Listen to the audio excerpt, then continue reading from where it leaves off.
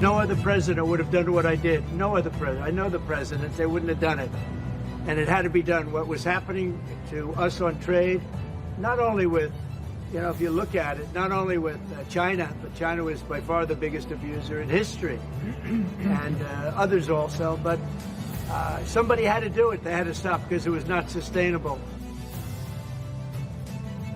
President Trump talking about tariffs, stocks surging yesterday after the president announced he's pausing the levies on most countries except China.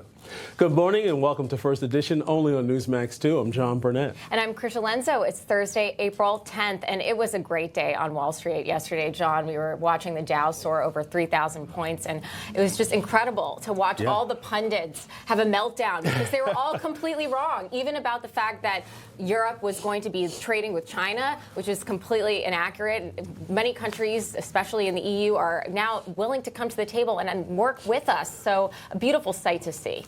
Absolutely. One of the historic days in terms of market gains. So many stocks, skyrocketed much higher, beating expectations and actually calming things down. Right. So let's bring in our political panel to see what they think. We're joined today by Julie Harris. She's the president for the National Federation of Republican Women. And Daniel Littman, he's a White House and Washington reporter for Politico. Good morning. Good morning. So we're all in a great mood. I'm sure many of you, our viewers, are as well, and maybe our panelists too. President Trump making a big announcement yesterday, authorizing a 90-day pause and a substantially lowered reciprocal tariff during the time, effective immediately, posting this on Truth Social. Based on the lack of respect that China has shown to the world's markets, I am hereby raising the tariff charged to China by the United States of America to 125%, effective immediately. At some point, hopefully in the near future, China will realize that the days of ripping off the USA and other countries is no longer sustainable or acceptable. The White House saying this. The tariff on China will now go up to 125% because China imprudently decided to retaliate against the United States. And as I said at the podium yesterday, when you punch at the United States of America, President Trump is going to punch back harder. China is the most imbalanced economy in the history of the modern world, and they are the biggest source of the U.S. trade problems. And indeed, they are problems for the rest of the world. Julie, a lot of people were caught off guard by the market ripping yesterday, but if you were listening to the words of Caroline Leavitt or Scott Bessent, they were making it very clear. People are coming to the table willing to work with the United States with respect to these tariff negotiations. Your thoughts? That's right. They said over 75 countries have come to the table to negotiate. We see President Trump, he is our top diplomat, our chief negotiator on the world stage. While Congress, maybe they can debate and make legislation, there's only one person who can look world leaders in the eye and defend the American worker, and that's the president. And we have elected a bold president in President Trump. And this is good news. And the market reacted to it. Definitely. Daniel, what have you been seeing and hearing with regard to the 90-day pause and the fact that the stock market rebounded? Because as Julie just mentioned, there are 75 countries, at least 75 countries, willing to negotiate. And President Trump said, you know what, you came to the table. We're going to reduce the tariffs down to a baseline of 10%. But then there are some other individuals who are saying, well, the bond market actually was in flux, especially given the fact that many countries started selling U.S. treasuries, which is not a good sign. So how did you see it, and what have you been hearing?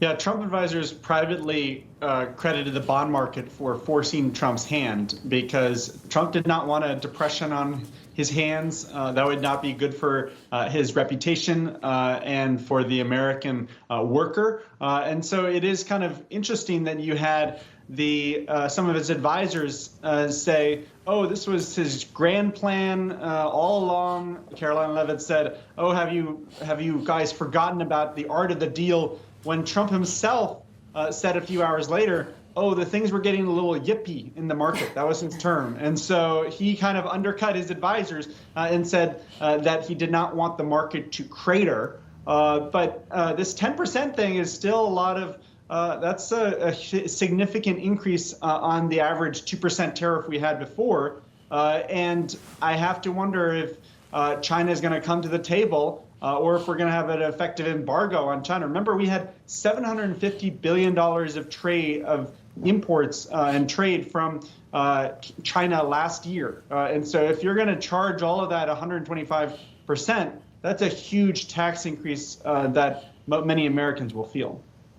And some actually wanted to go to possibly 300%, but hopefully they can get a deal done. Right. And it seems like they are starting some of these negotiation talks, especially if the Southeast Asian countries are coming to the table, and specifically Japan first, maybe Vietnam. We'll see how that plays out. But the world may be watching Wall Street.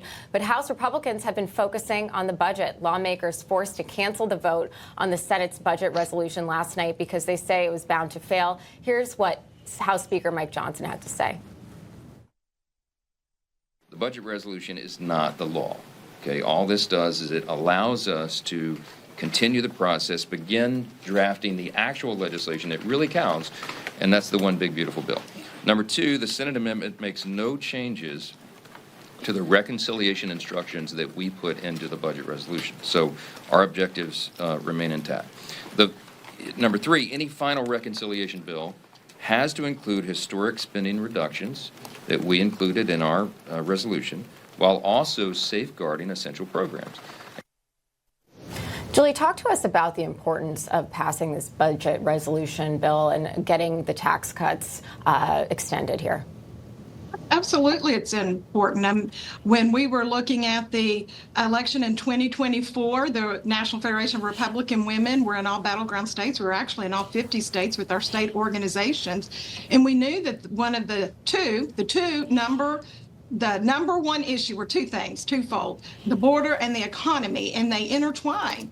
And so to pass this budget and to help put legislation in place that gives us lasting legislation is important. Look, we have a lot of good members of Congress, congresswomen, congressmen, senators who are working for the good of the American people, but many times competing interests causes these great legislation to be gridlocked. And that's why it's important for the president to use his presidential power through executive orders to give the American workers a little relief. And so this budget, what they're working on right now is crucial, and it goes to our midterms. We need to strengthen our majorities so that we can come in and make sure that we have lasting legislation.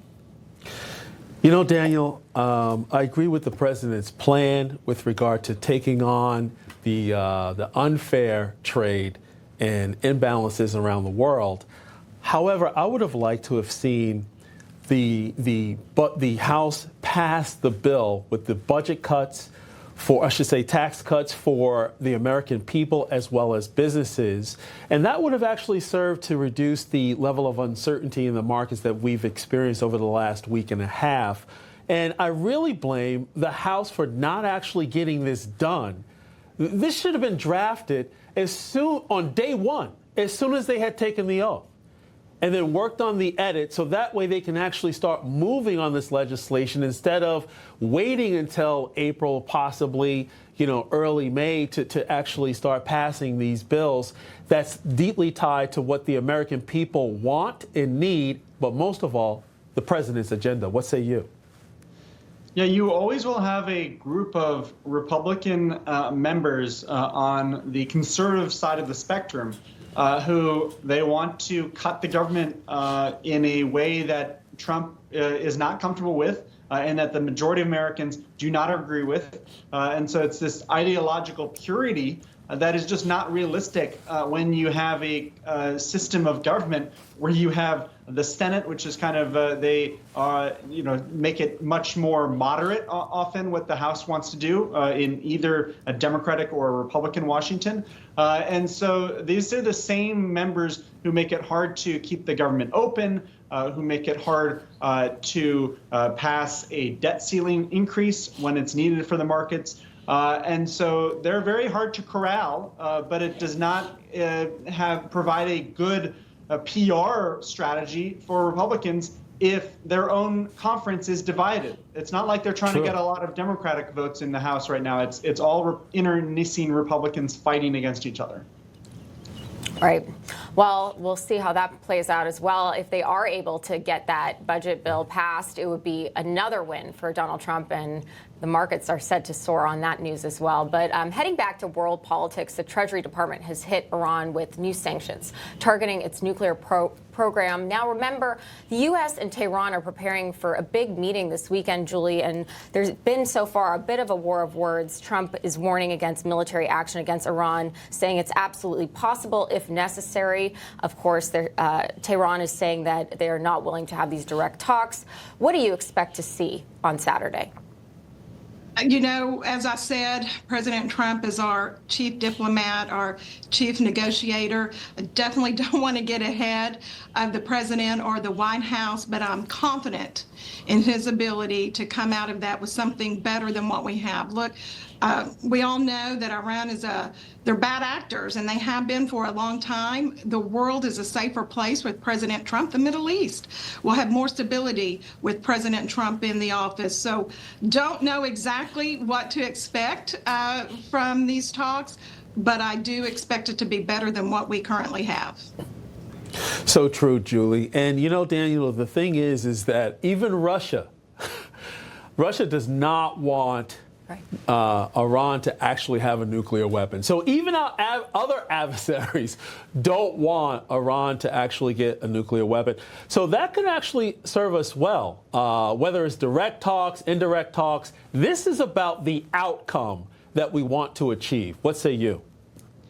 Yeah, Iran is a much weaker country these days. Remember, you had Israel take out the leaders of Hamas and Hezbollah. The Houthis have gotten struck by Trump in the last few weeks, although that led to the own Signal Gate scandal. But I don't think that when Trump talks about, there might be military action against Iran, I think he's kind of bluffing, because remember, Trump was against the Iraq war in large part. And he did not want to get the U.S. military involved overseas. And so unless there's an imminent threat from Iran, which is more likely that Israel would strike Iran, then that's kind of empty words. But I do think that this is the time to try to get a good deal, because Iran has gotten much closer to nuclear weapon in the last few years, especially since the nuclear deal was ended in the first Trump administration.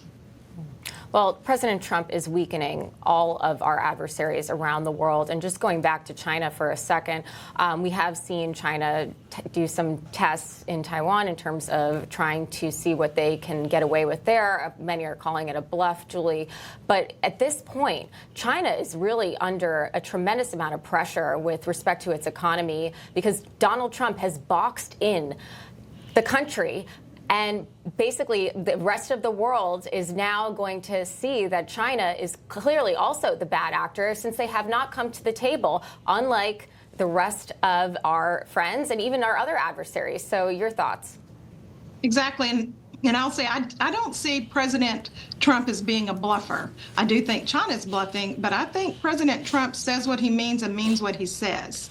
And you're exactly right. China is being seen for the bad actors that they are. I do expect them to come to the table. They need America.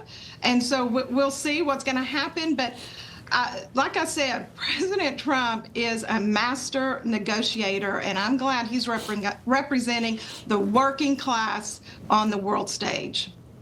You know, Daniel, let's go back to what you said just a moment ago with regard to you don't think that President Trump will actually follow through. I think there's a clear difference between, let's say, bombing certain sites versus declaring war. Those are two separate things. I can foresee President Trump moving to actually destroy, through bombing, certain targets within Iran, similar to what he did in Syria with regard to when he dropped 50 Moab bombs on Syria when Syria started using chemical weapons, even among children. So I think this president is serious about what he says.